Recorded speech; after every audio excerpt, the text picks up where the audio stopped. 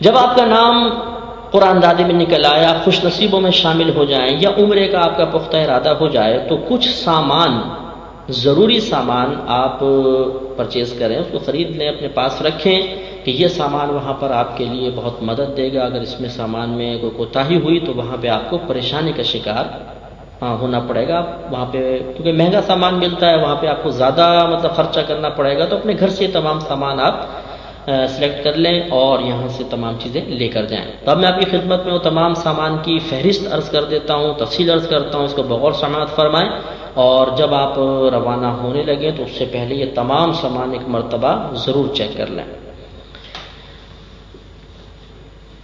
Number 1، موسم کے لحاظ سے حسب ضرورت کپڑے۔ نمبر 2، ایک بڑا بیگ جس میں اپنے کپڑے اور دیگر سامان سفر رکھ سکیں۔ نمبر 3، پاسپورٹ، ٹکٹ اور ہیلتھ سرٹیفکیٹ وغیرہ رکھنے کے لیے گلے میں لٹکانے والا ایک چھوٹا بیگ۔ حاجی کیمپ میں مختلف بیماریوں سے حفاظت کے ٹیکے لگانے کے بعد حاصل ہونے والا ہیلتھ سرٹیفکیٹ بھی ضرور سنبھال کر رکھیں، ورنہ ایئرپورٹ پر سخت دشواری کا سامنا ہو سکتا ہے۔ نمبر 4، احرام کی 2 چادریں۔ بہتر یہ ہے کہ یہ دونوں چادریں تولیہ والی خریدیں، انشاءاللہ عز و جل بے حد فائدہ محسوس کریں گے۔ نمبر 5، کمر پر باندھنے کے لیے ایک بیلٹ۔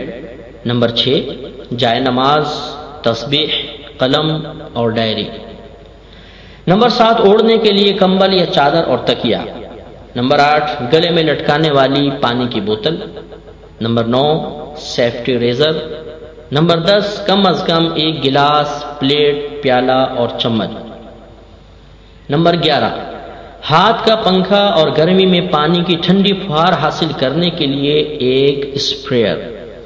نمبر 12، بخار، نزلہ، سر درد اور دیگر چھوٹی چھوٹی بیماریوں کے لیے کچھ گولیاں۔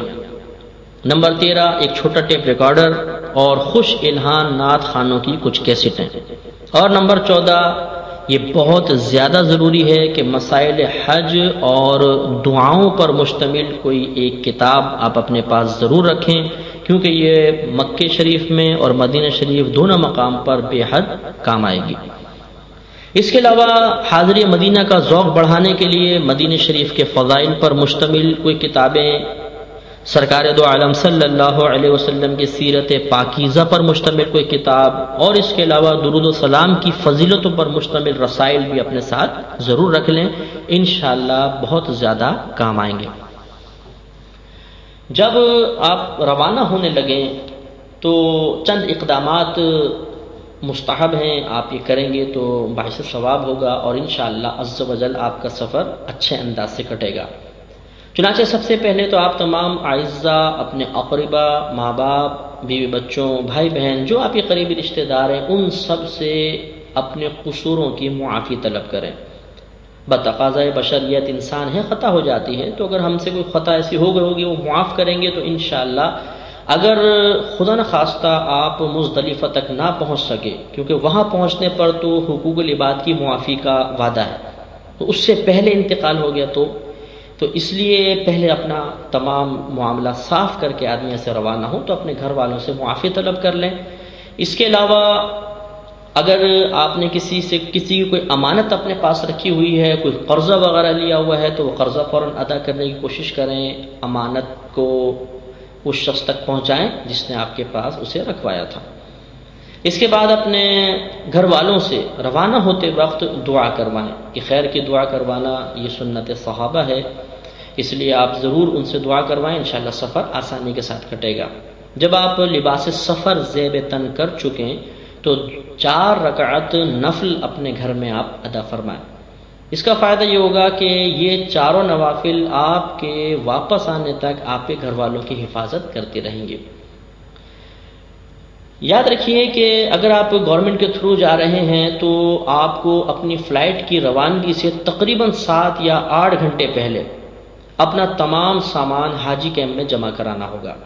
اس کے لیے آپ ہیلتھ سرٹیفکیٹ، ضروری دیگر کاغذات، پیسے وغیرہ یہ آپ نکال لیں، باقی جتنا آپ کا بڑا سامان ہے وہ سب کا سب وہاں پر 7-8 گھنٹے پہلے جمع کرا دیں، اور وہیں سے آپ کو PIA کی بسیں ایئرپورٹ تک پہنچا دیں گے، اور اگر آپ اپنی پرائیویٹ سواری پہ جانا چاہیں، کسی اور ذریعے سے تشریف لے جانا چاہیں، پھر بھی کم از کم فلائٹ کی روانگی سے 3 گھنٹے پہلے آپ ایئرپورٹ پر ضرور پہنچ جائیں، ورنہ بہت زیادہ پریشانی کا سامنا کرنا پڑتا ہے۔ آپ کی خدمت میں ایک مفید مشورہ ہے کہ جب آپ ایئرپورٹ کے لیے روانہ ہونے لگیں تو آپ گھر سے ہی حلق کروا لیں، یعنی اپنا سر منڈوا لیں۔ اس کا فائدہ یہ ہوگا کہ اگر آپ نے سر نہیں منڈوایا، پھر آپ نے حالت احرام میں کنگھا وغیرہ کیا یا وضو کیا تو مسح وغیرہ یقینی سی باتیں کرنا ہوگا، تو بسا اوقات بال ٹوٹ جاتے ہیں۔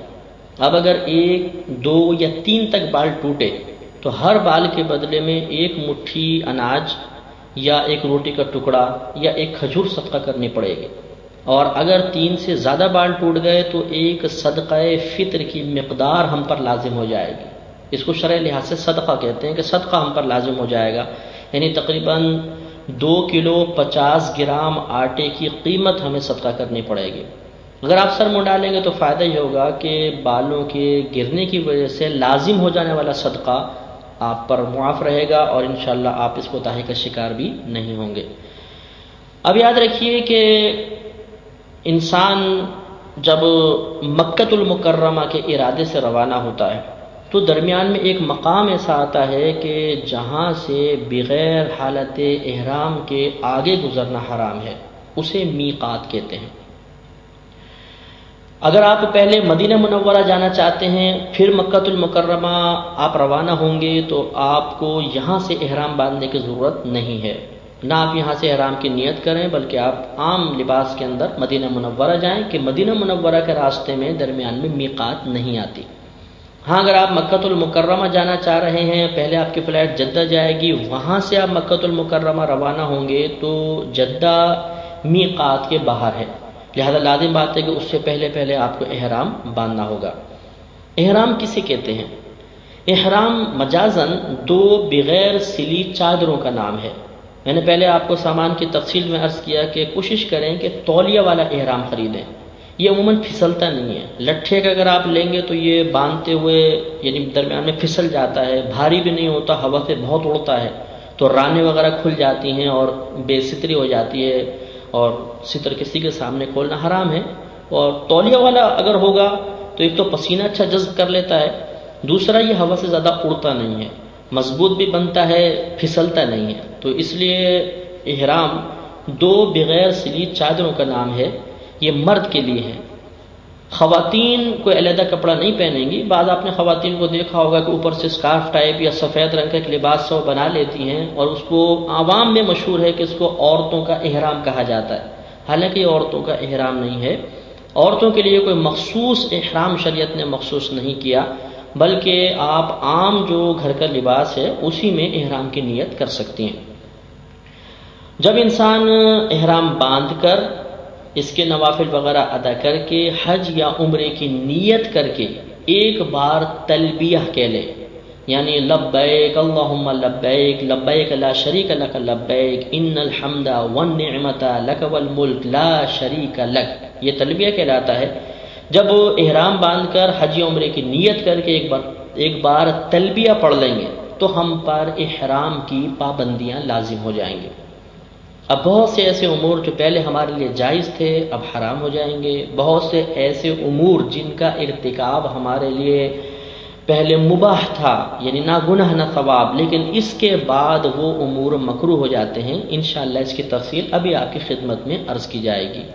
جب انسان تلبیہ وغیرہ کہہ لیتا ہے، یہ مہر اور احرام وغیرہ باندھ کر تلبیہ اس نے کہہ لیا، تو اب اسے محرم کہا جاتا ہے، اور اس کی یہ حالت احرام کہلاتی ہے۔ تو مرد حضرات اپنے چاہے تو گھر سے غسل کر لیں، چاہے آپ ایئرپورٹ پر جا کر غسل کریں، وہاں پر بھی غسل خانے وغیرہ ہوتے ہیں، وہاں جا کر آپ احرام باندھ لیں۔ خواتین اپنے گھر وغیرہ سے ہی فارغ ہو کر جائیں، یہ بہتر ہے۔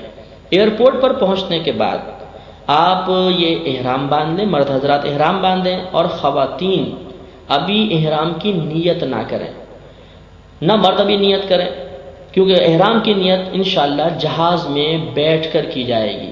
وجہ کیا ہے کہ اگر آپ نے ابھی سے احرام کی